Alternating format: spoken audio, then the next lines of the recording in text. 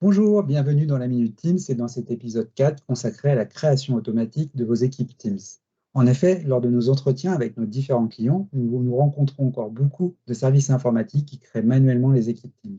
C'est très consommateur de temps avec une valeur ajoutée quasi nulle et des utilisateurs qui doivent attendre une opération qui est très simple.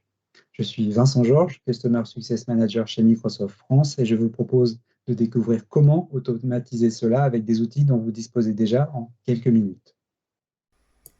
Avant de commencer, une toute petite introduction sur les options dont vous disposez pour gérer la création automatique des équipes Teams. La première option, c'est celle que nous allons détailler aujourd'hui. Elle consiste à créer une équipe Teams en choisissant le plan de nommage que vous décidez. La seconde option est beaucoup plus avancée et est souvent basée sur des utilisations de graphes API pour complètement personnaliser vos équipes. Par exemple, ajouter des canaux, des applications, des modèles, préparamétrer la sécurité d'accès.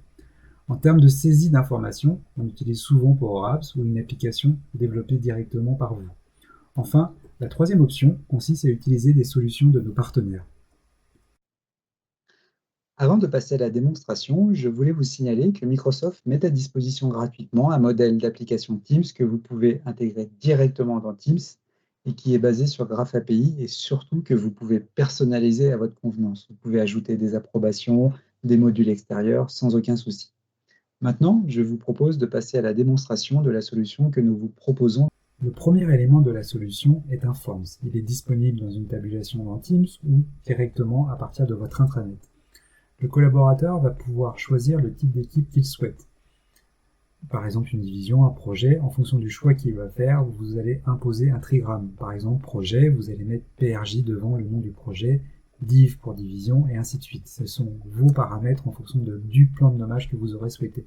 Ensuite, il va indiquer le nom, une petite description, des éléments supplémentaires que vous pouvez ajouter, comme son responsable, ou ainsi de suite. Et ce sont des champs que nous allons retrouver dans une liste SharePoint. Cette étape, nous avons donc créé une entrée dans une liste SharePoint. Et nous utilisons donc un autre script pour pouvoir gérer, le cas échéant, une approbation si vous souhaitez pour l'intégrer pour plus tard. C'est pour ça que nous avons fait deux scripts différents. Et donc ce script va donc créer l'équipe, ajouter l'administrateur, le compte administrateur que vous souhaiterez en propriétaire. Donc maintenant vous avez le demandeur qui est propriétaire de façon classique, mais surtout vous pouvez vous ajouter vous un administrateur.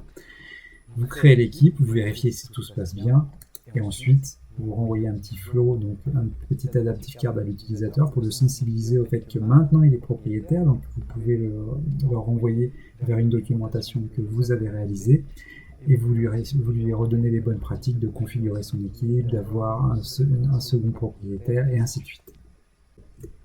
Comme vous avez pu le voir, il est possible de mettre un processus de création automatique de Teams assez facilement.